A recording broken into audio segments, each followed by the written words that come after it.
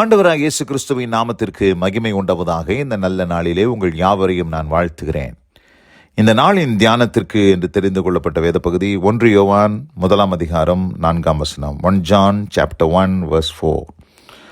உங்கள் சந்தோஷம் நிறைவாய் இருக்கும்படி இவைகளை உங்களுக்கு எழுதுகிறோம். பிரியமானவர்களே, நான் வாசிக்க கேட்டதான இந்த வார்த்தைகள் அப்போஸ்தலனாகிய யோவான் தன்னுடைய அந்திய காலத்திலே, தன்னுடைய முதிர்ந்த வயதிலே, கிட்டத்தட்ட 90 வயதிற்கும் மேற்பட்ட ஒரு வயதிலே தான் இந்த நிருபத்தை எழுதினார் என்று சரித்திரம் நமக்கு சொல்லுகிறது. அப்படிப்பட்ட சூழ்நிலையிலே சாதாரணமாக பார்க்கும் பொழுது முதிர்ந்த வயதுடையவர்கள் அவர்களை போய் நீங்கள் கேட்டிங்கன்னா பலவிதமான குறைகளை சொல்லுவாங்க. என் சரீரம் பலவீனமாக இருக்குது, என்னை கவனிக்கிறதுக்கு ஆள் இல்லை, நான் எவ்வளோ கஷ்டப்பட்டு வாழ்ந்தேன், எவ்வளோ கஷ்டப்பட்டு பிள்ளைகளை வளர்த்தேன், ஆனால் இன்றைக்கி பார்க்கும்போது எல்லாரும் என்னை சரியாகவே கவனிக்க மாட்டேன்றாங்க சொல்லி எல்லாரையும் நான் சொல்ல மாட்டேன், பெரும்பாலான முதியோர் அவர்களுடைய வாழ்க்கையில் இருக்கக்கூடிய குறைகள், நிறைய குறைகளை சொல்லுவாங்க. ஆனால் இந்த இடத்துல யோவான் என்கிற அப்போஸ்தலன் ஒரு முதிர்ந்த வயதிலே அவங்க என்ன சொல்கிறாருன்னா, நிறைவான சந்தோஷம் எப்படி ஒரு மனுஷனுடைய வாழ்க்கையில் இருக்க வேண்டும் என்பதை குறித்து அவர் அந்த சந்தோஷத்திலே வாழ்ந்து கொண்டிருந்ததினால்தான், அவர் அந்த அனுபவத்தில் இருந்ததினால்தான் அவர் அங்கே ஊர்ஜிதமாக பறைச்சாற்றி சொல்லுகிறதை நாம் பார்க்கிறோம். உங்கள் சந்தோஷம் நிறைவாக இருக்கும்படி இவைகளை உங்களுக்கு எழுதுகிறோம். இந்த உலகத்தில் இன்றைக்கு நாம் பார்க்கும்போது எது குறைந்து இருக்குதுன்னு கேட்டிங்கன்னா சந்தோஷம். இன்றைக்கி பல இடங்களிலே கேளிக்கை விடுதிகள், உல்லாச பிரயாணங்கள், உல்லாச விடுதிகள், பலவிதமான களியாட்டுகள், இவைகளெல்லாம் எங்கு பார்த்தாலும் நிறைந்து காணப்பட்டாலும் அவர்கள் யோசித்துக் கொள்ளுகிறார்கள், இதுதான் நம்முடைய வாழ்க்கையின் சந்தோஷம் என்று சொல்லி. ஆனால் அவைகளெல்லாம் அனித்தியமான பாவ சந்தோஷங்களாய் இருக்கிறதே ஒழிய அவைகள் அவருடைய வாழ்க்கையில் நிறைவான சந்தோஷத்தை கொடுக்கவில்லை என்பதுதான் உண்மை. அவர்கள் அந்த வாழ்க்கையில் பல காரியங்களை செலவழித்து தங்கள் பணங்களை வீணடித்து அந்த சந்தோஷத்திற்காக பல இடங்களுக்கு சென்று பார்க்கிறார்கள். ஆனால் அது தற்காலிகமான சந்தோஷமாக காணப்படுகிறதை போல இருந்தாலும் அதனுடைய முடிவு வேதனைக்குரியது என்பது தான் உண்மை. ஆனால் இங்கே அப்போஸ்தலனாகிய யோவான் இன்றைக்கு ஒரு நிறைவான சந்தோஷத்தை குறித்து இங்கே பேசுகிறார். இந்த நிறைவான சந்தோஷம் வேண்டும் என்று சொன்னால் நாம் அவர் எதை குறித்து இவைகளை உங்களுக்கு எழுதுகிறோம் என்று சொல்கிறாரே, எவைகளை எழுதியிருக்கிறார் என்பதை நாம் நோக்கி பார்த்து அந்த காரியங்களை நம்முடைய வாழ்க்கையில் கடைபிடிப்போமேயானால் நம்முடைய வாழ்க்கையிலும் இந்த நிறைவான சந்தோஷம் இருக்கும் என்பதில் எந்த சந்தேகமில்லை. 3ஆம் வசனத்தை வாசிக்கிறேன். நீங்களும் எங்களோடைய ஐக்கியமுள்ளவர்களாகும்படி நாங்கள் கண்டும் கேட்டும் இருக்கிறதை உங்களுக்கு அறிவிக்கிறோம். எங்களுடைய ஐக்கியம் பிதாவோடும் அவருடைய குமாரனாகிய கிறிஸ்துவோடும் இருக்கிறது. இந்த இடத்துல ஒரு ஐக்கியத்தை குறித்து பேசுகிறார். எங்களுடைய ஐக்கியம் எங்கே இருக்கிறதுனா, நாங்கள் கண்டும் கேட்டும் இருக்கிறதை உங்களுக்கு அறிவிக்கிறோம். அந்த கண்டும் கேட்டும் இருக்கிறதுனா எதை இவர்கள் கண்டார்கள், எதை இவர்கள் கேட்டார்கள் என்று பார்க்கும்போது 1ஆம் வசனத்தை வாசிக்கிறேன். ஆதி முதல் இருந்ததும் நாங்கள் கேட்டதும், எங்கள் கண்களினாலே கண்டதும், நாங்கள் நோக்கி பார்த்ததும், எங்கள் கைகளினாலே தொட்டதுமாய் இருக்கிற ஜீவ வார்த்தையை குறித்து உங்களுக்கு அறிவிக்கிறோம். இந்த ஜீவ வார்த்தை என்றால் யாரு? இயேசு கிறிஸ்துவை தான் இவர் சொல்றாரு. நாங்கள் கேட்டதும், அவர் பேச நாங்கள் கேட்டோம், எங்கள் கண்களினாலே கண்டோம், நாங்கள் நோக்கி பார்த்தோம், எங்கள் கைகளினாலே அவரை நாங்கள் தொட்டோம்.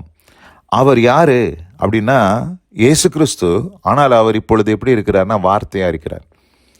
அப்போ என்ன சொல்ல வர்றாருன்னா, இன்னைக்கு நீங்களும் நானும், நமக்கு இயேசு கிறிஸ்து மாம்சத்தில் வெளிப்படலையே, நான் பார்க்கலையே, எனக்கு அந்த ஸ்லாக்கியம் கிடைக்கலையே, யோவானுக்கு கிடைச்ச ஸ்லாக்கியம் எனக்கு கிடைக்கலைன்னு சொல்லக்கூடாதுன்னா ஜீவ வார்த்தை என்று சொல்கிறார். அந்த வார்த்தையை தான் அவங்க பார்த்தாங்க, அந்த வார்த்தையை தான் அவங்க கேட்டாங்க, அந்த வார்த்தையை தான் அவங்க தொட்டாங்க, அந்த வார்த்தையை தான் நோக்கி பார்த்தாங்க. அதே வார்த்தை இன்னைக்கு ஒருவேளை மாம்சத்தில்னாலும் இன்னைக்கு வார்த்தையாக நம்ம கைகளில் கொடுக்கப்பட்டிருக்கிறது. அந்த வார்த்தையோடு நம்ம ஐக்கியப்படணும். அப்போ என்ன சொல்கிறாரு? எங்களுடைய ஐக்கியம் நாங்கள் கண்டும் கேட்டும் இருக்கிறதை உங்களுக்கு அறிவிக்கிறோம். எங்களுடைய ஐக்கியம் பிதாவோடும் அவருடைய குமாரனாகிய இயேசு கிறிஸ்துவோடும், அதாவது ஜீவ வார்த்தையோடும் இருக்கிறது என்று சொல்ல வருகிறார். வேற ஒன்றும் கிடையாது.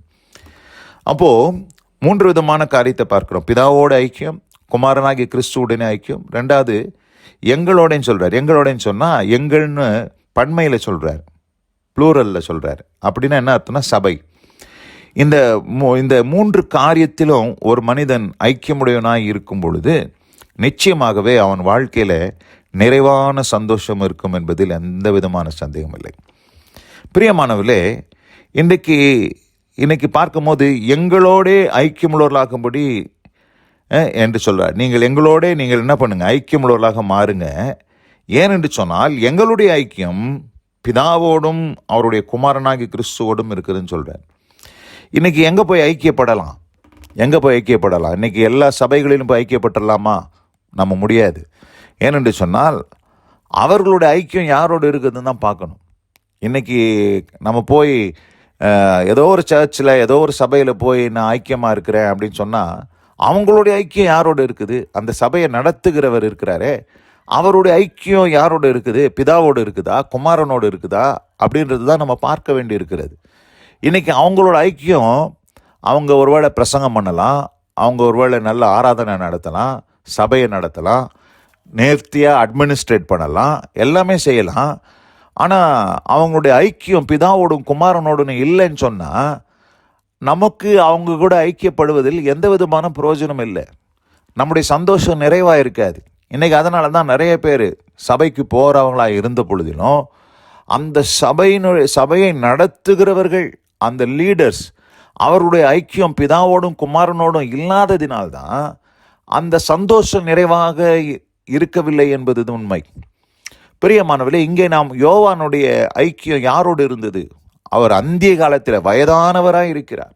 ஆனால் அவர் சொல்கிறாரு, என்னுடைய ஐக்கியம் பிதாவோடும் குமாரனோடும் அந்த ஜீவ வார்த்தையோடும் இருக்கிறதுனாலே நீங்கள் எங்களோட ஐக்கியப்படுங்க அப்படின்னு கூப்பிட்றார். நீங்கள் எங்களோட ஐக்கியப்படுங்க. எங்களோட ஐக்கியப்பட்டீங்கன்னா எப்படி எங்களுக்கு பிதாவோடும் குமாரனோடும் ஐக்கியம் உண்டாயிருந்துச்சோ அதே மாதிரி உங்களுக்கும் அதே ஐக்கியம் உண்டாகும் என்பதில் எந்த சந்தேகம் இல்லை என்பதை அங்கே உணர்ந்தவராக இங்கே யோவான் அழைக்கிறார். பிரியமானவர்களே, இப்படிப்பட்ட ஐக்கியத்தில், இந்த 3 விதமான ஐக்கியத்தில், பிதாவுடனும் குமாரனுடனும் அவருடைய திருச்சபையுடனும் நாம் ஐக்கியமுடையவர்களாக இருப்போமேனால் நிச்சயமாகவே நம்முடைய வாழ்க்கையிலே நிறைவான சந்தோஷம் இருக்கும் என்பதுதான் உண்மை. ஆதலால் இந்த நாளில் இந்த வார்த்தைகளை கேட்ட பிரியமான சகோதரி சகோதரியே, ஒருவேளை துக்கத்தோடு மனவேதனையோடு சந்தோஷத்தை இழந்து நீங்கள் ஒருவேளை இன்றைக்கு இந்த வார்த்தைகளை கேட்டுக்கொண்டு இருப்பீர்களானால் நீங்கள் உலகத்தில் யாரோடையோ ஐக்கியப்படுறீங்க, மனுஷர்களோடு ஐக்கியப்படுறீங்க, தலைவர்களோடு ஐக்கியப்படுறீங்க, பெரிய அந்தஸ்துடையவர்களோடு ஐக்கியப்படுறீங்க, நல்லது தான். ஆனால் அவர்களோடு ஐக்கியப்படுவதனால் உங்கள் வாழ்க்கையில் நிறைவான சந்தோஷம் வராது என்பது உண்மை.